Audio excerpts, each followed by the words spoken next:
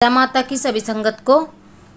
आज बात करेंगे कि शरीर के ऊपर कौन सी शक्ति सवारी आती है, ये स्वयं जानिए। अपनी सवारी के कुछ लक्षण होते हैं। जिन भाई बहनों के ऊपर सवारी आ रही है, बोल नहीं रही है, आपको पता नहीं है किस चीज़ की सवारी है, 10 चौकियों के चक्कर लगा के आप थक चुके हैं, परंतु फिर भी आपकी जो शरीर पर आने वाली शक्ति है, सवारी है, वो इतनी प्रचंड है कि कहीं भी आपको रास्ता नहीं दे रही है। तो कुछ लक्षण होते हैं, देखिए लक्षणों के आधार पर कोशिश करेंगे। अब देखिए, कुछ माता बहनें, कुछ भाई ऐसे होते हैं जिनके ऊपर सवारी आकर के रोने लग जाती है, रोती है, वो बार बार आंसू उनके गिरते हैं। तो इसमें क्या आप पता कर सकते हो? देखो, इसमें आपकी कुल की देवियां जो होती हैं, जिनकी आपने पूजा पाठ छोड़ दी है, या फिर आप उनको भोग प्रसाद जो नियमित पहले दिया करते थे वो अब आप नहीं दे रहे हो सकता है वो आपसे गद्दी मांग रही हो, चौकी मांग रही हो। और इसमें आपके जो ऊत पितर होते हैं, कुल के पितर होते हैं, जो छोटी उम्र में गए हुए हैं, या फिर जिन्होंने अपनी जीवन में भक्ति करी हो, आपके घर के पितर, आपके घर के, आपके पिता, आपके दादा, जिन्होंने भक्ति करी हो माँ जगदम्बा की, माँ भगवती की, या फिर किसी भी इष्ट की जो सेवा करके अपने जीवन काल में गए हों, वो सवारी के रूप में आते हैं। क्योंकि जब आप पूजा पाठ करने लग जाते हो तो आपसे उनको उम्मीद हो जाती है। देखिए, जो पूजा पाठ नहीं करते हैं उनके ऊपर कोई पैतृक, जो हमने एक वीडियो भी डाला था, पैतृक जो सिद्धियां होती हैं, किसी को बिना जोत बत्ती किए, बिना पूजा पाठ किए अपने आप ही शरीर पे आकर के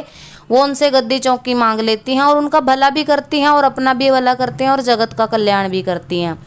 तो ये सारी चीज़ें होती हैं। अब देखिए, कुछ लोग जिनके ऊपर सवारी आती है उनको क्रोध बहुत ज़्यादा आता है। अब कुछ लोग ये कहते हैं कि माता कालिका की जो पूजा करते हैं, जैसा माँ का स्वभाव होता है वैसा ही उनका स्वभाव भी हो जाता है। परंतु यहाँ पर भी पूरा 100% ये कन्फर्म नहीं होता, जब तक पक्का नहीं होता, जब तक आपके मुंह से वो चीज़ सही नहीं बोलती है। जब आप किसी को गुरु धारण करते हो और उसके बताए हुए नक्शे कदम पर आप 1-2 साल पूजा पाठ करते हो, तो उसके बाद जो गुरु नियमों पर, जो मंत्र जाप करके, जो सेवा पूजा करके, जो भी शक्ति आपको आपके शरीर पर आ रही है, उसको शांत किया जाता है सिर पे हाथ रख करके। तो ये भी हो जाता है कि आपके कुल पितृ देवी, कुल देवी, और आपके दादा परदादा, पैतृक सिद्धियां भी इसमें हो सकती हैं। अब कई लोग क्या करते हैं कि कुछ जैसे ये ग्रामीण शक्तियाँ होती हैं, जैसे बाबा सबल सिंह बावरी हो गए, चुगानी पीर हो गए, माता चुराए वाली हो गई, जो इनके नीचे कार्य करने वाली जो मसाणी शक्तियाँ बोली जाती हैं। अब जो अपने जीवन काल में भक्ति किया करते थे, जिन्होंने शमशान सिद्धि करी थी, या फिर जो तांत्रिक पूजा किया करते थे, वो क्या होता है, मरने के बाद माता की शरण में जाते हैं। क्योंकि ये तो भागवत गीता में भी बोला गया है कि जो जिस देवी देवता की पूजा सेवा करता है वो उसी का शरणागत होता है। तो जो जाती हैं उनकी शरण में, वो मसाणियाँ ही कहलाती हैं। वो भी कई मामलों में क्या होता है, जब आपके घर में माता चुराए वाली की लाग है, या फिर आपके घर में उनकी कोई बच्ची या फिर बच्चा वगैरह दिया जाता, और आपने वो ना दिया हो, आपका कोई शुभ कार्य बना हो, आपके घर में कोई बच्चा पैदा हो गया हो, या फिर आपका शादी विवाह के मौके पर भी कई घरों में लाग होती है कि इनके नाम का जो ये है तामसिक भोग दिया जाता है। तो जब आप वो नहीं देते हो, कई बार वो जो मसाणियाँ होती हैं, उनकी जो सेविकाएँ होती हैं, वो भी सवारी लेकर के शरीर पे आने लग जाती हैं। अब जैसे मदानी पीर की चाल भी कही जाती है कि कोहनियाँ धरती में मार के आते हैं। अब कई शक्तियाँ जो है जयकारा लगा करके आ जाती हैं।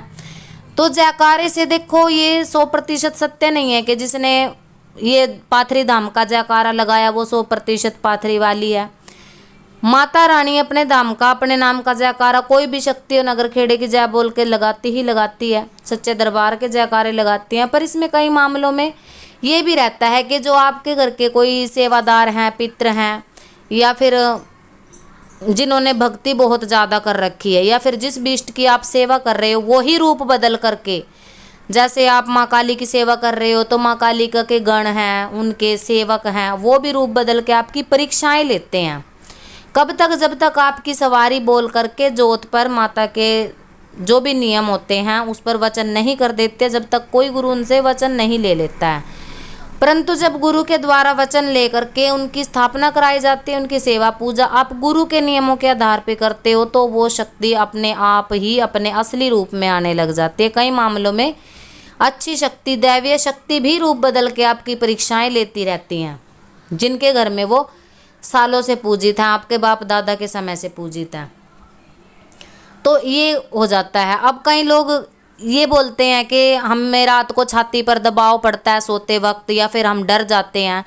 तो इसमें क्या होता है, जैसे ये अकाल मृत्यु को प्राप्त हुए लोग होते हैं, प्रेत, जो आप ही के कुल में, जैसे आपके ताऊ हो गए, चाचा हो गए, कुल में से भी कोई प्रेत या प्रेतनी, जो बच्चा पैदा होते समय, ये देसी भाषा में बोल दिया जाता है कि जापे में मरी हुई औरतें होती है। ये बहुत सारी ऐसी चीज़ें होती हैं जो सवारी लेकर के आपकी छाती पे दबाव बनाती हैं, और आपके सिर पे दबाव, जिनके सिर पे और छाती पे बहुत ज़्यादा दबाव बन रहा है, जो रात्रि के समय डर के उठ रहे हैं, जिनको सोते समय झटके पड़ रहे हैं और सवारी भी आ रही है, तो आपके घर में ये आप ही के घर की कोई शक्ति है, आप ही के आसपास के, आप ही के कुल परिवार की कोई शक्ति है।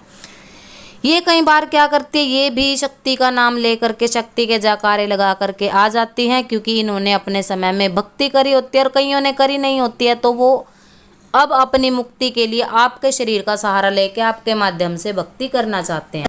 कुछ मामलों में ये भी देखा गया है कि जो शक्तियाँ होती हैं कई बार क्या करती हैं कि अपना शरीर जैसे पीटने लग जाते हैं, स्वयं को, अपने ही बाल खुद से नोचना, अपने शरीर पर जैसे जांघ होती हैं बहुत जोर जोर से अपने शरीर को काटना शुरू कर देती हैं, थप्पड़ मारना शुरू कर देती हैं, यानी कि खुद के ही शरीर को। ये प्रेत बाधा होती है, बिल्कुल प्रेत बाधा नकारात्मक होती है। अगर आपको किसी मंदिर को देख करके अचानक ही सवारी आ जा रही है, जिस सवारी का आने जाने का, जो आपको रोजाना हर दूसरे तीसरे दिन सवारी पड़ रही है, वो सवारी देखिए नकारात्मक है 100%, क्योंकि अच्छी शक्तियों के पास इतना समय होता नहीं है। अच्छी शक्तियाँ तो अपने किसी खास मौके पर ही दर्शन देती हैं, और जब तक आप उनको पूजते नहीं हो, अच्छी शक्तियाँ भी आपको परेशान करती है। ऐसा नहीं है कि आपके घर की जो दैवीय शक्ति हैं वो आते ही अपना नाम पता बता देंगी कि मैं फलानी देवी शक्ति हूँ और मेरा ये कर दो, ये मेरा स्थान है, ये मेरी पूजा पाठ दे दो।